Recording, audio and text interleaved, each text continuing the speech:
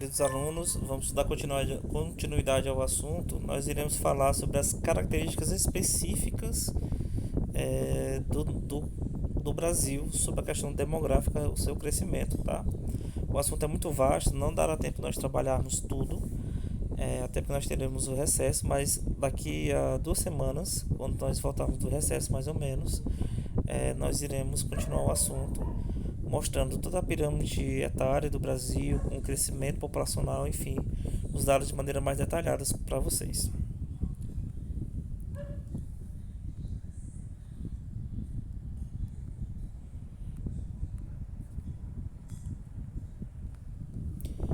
Ok, nós iremos trabalhar agora os aspectos demográficos do Brasil especificamente, né? O Brasil ele tem cerca de 207 milhões de pessoas, né? Ou seja, a nossa população absoluta ela é muito grande. Esses dados são de 2007, 17, perdão, né? E mesmo, repito, mesmo sendo um país muito populoso, nós temos uma população muito grande. Nós temos uma baixa densidade demográfica, né? Nós temos cerca de 24 pessoas por quilômetro quadrado. Isso, habitantes por quilômetro quadrado. Eu esqueci de colocar a palavra habitantes aí, tá? Então nós temos 24 pessoas por quilômetro quadrado.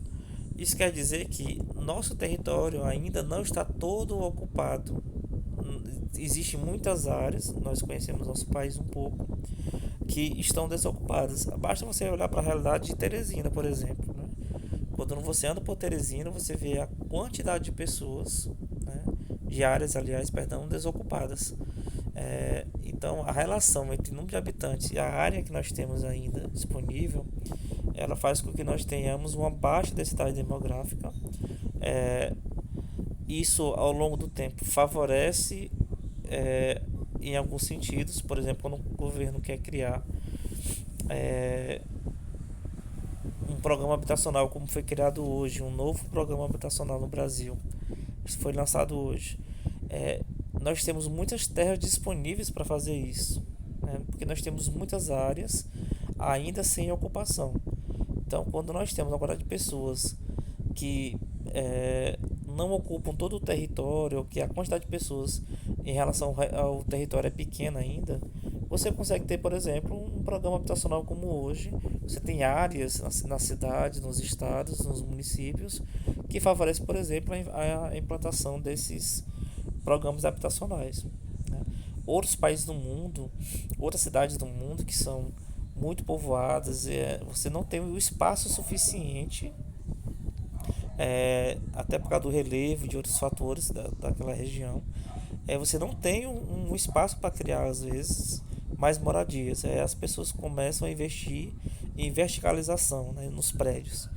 Então, nós somos privilegiados nesse sentido, que nós temos muitas áreas disponíveis, tá? E isso é graças também à nossa baixa densidade demográfica, considerando a nossa área que é muito grande.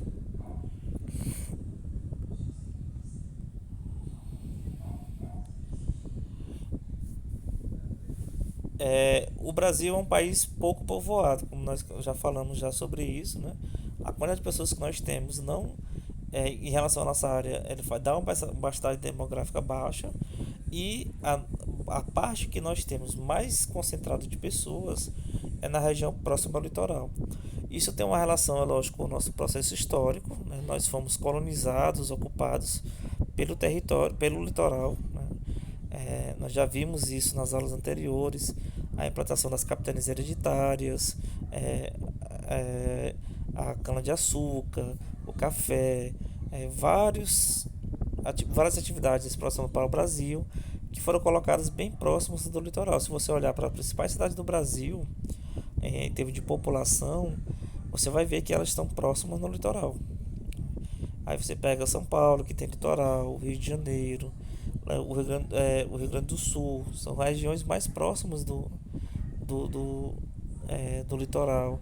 Aqui tem a Bahia, aqui em cima tem Pernambuco, que é importante, tem o Ceará, que é um país estado que tem se desenvolvido bastante. Então, todas as áreas principais de desenvolvimento econômico do Brasil, em sua maioria, em boa parte, está na região próxima ao litoral. E a concentração de pessoas, por consequência, também está próxima litoral, né? Lógico que a tendência da economia é se diversificar um pouco mais. Existem áreas do interior que estão crescendo em termos de população e em termos de economia, mas ainda essa região próxima do litoral ainda é importante em termos de concentração populacional. E aí nós temos o mapa demográfico do Brasil. Percebo que as áreas mais escuras, deixa eu dar um zoom para vocês, tá? São as áreas que são mais que tem maior concentração demográfica, tá? E quando você pega, olha mapas, perceba que a região é, próxima ao litoral, como eu falava para vocês, deixa eu consigo marcar aqui para vocês, tá? Essa região aqui, ó, próximo do litoral, está é, mais forte a cor, né? Mais alaranjada forte. Isso mostra a quantidade de pessoas, a concentração de pessoas que é maior. E a região menos concentrada demograficamente é essa região norte aqui, até por causa da presença da floresta amazônica, da quantidade de rios, a questão de acesso. É, você perceba que a concentração populacional nessas regiões aqui ela é menor, tá? Então a região do litoral é a mais concentrada e a região norte é a que tem menos concentração. Como eu falei para vocês, nós não iremos trabalhar todos os dados, né? Porque devido ao tempo. Mas quando nós voltarmos da sala do recesso, do pequeno recesso que nós teremos, nós iremos ver esses detalhes com mais profundidade.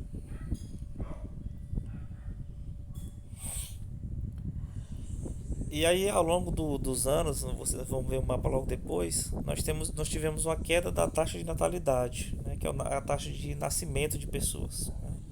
E aí os principais fatores foram a entrada da mulher no mercado de trabalho, né?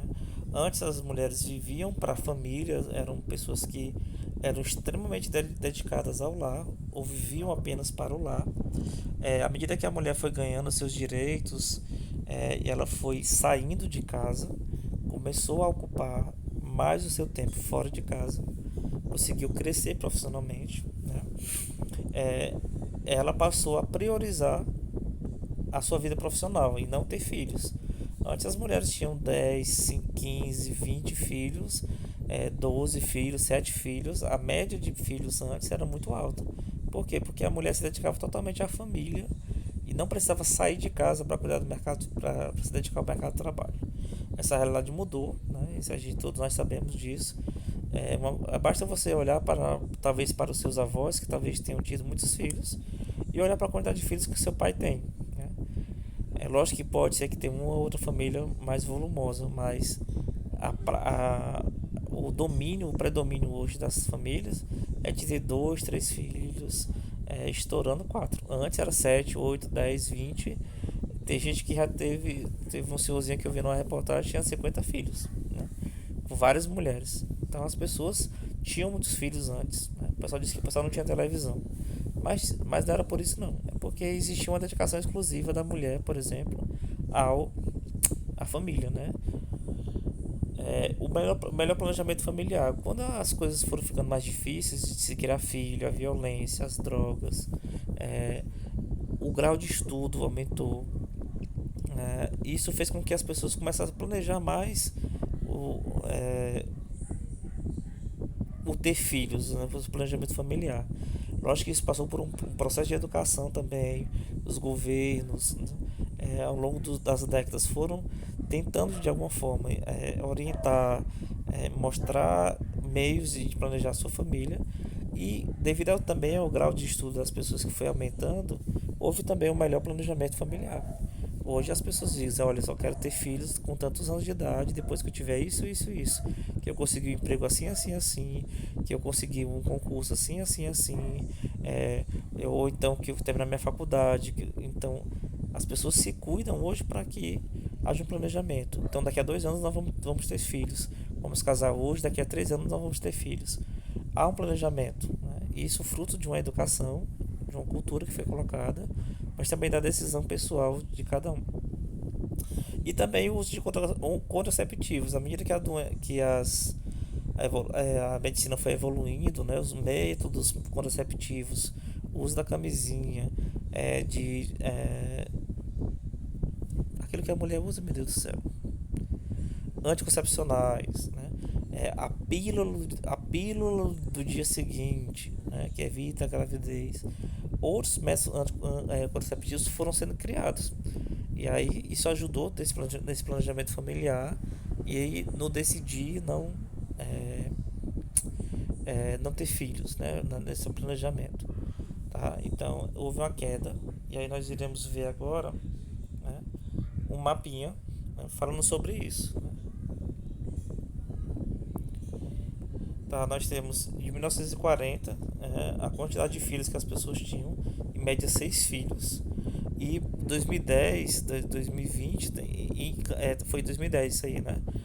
Nós temos, as pessoas tinham em média 1,90, ou seja, quase 2 filhos em média. Nós não temos, eu não consegui o mapa atualizado, né? Mas vejo que em 2010 a média de filhos caiu bastante, tá? Então, até a próxima, pessoal. Bom recesso para você.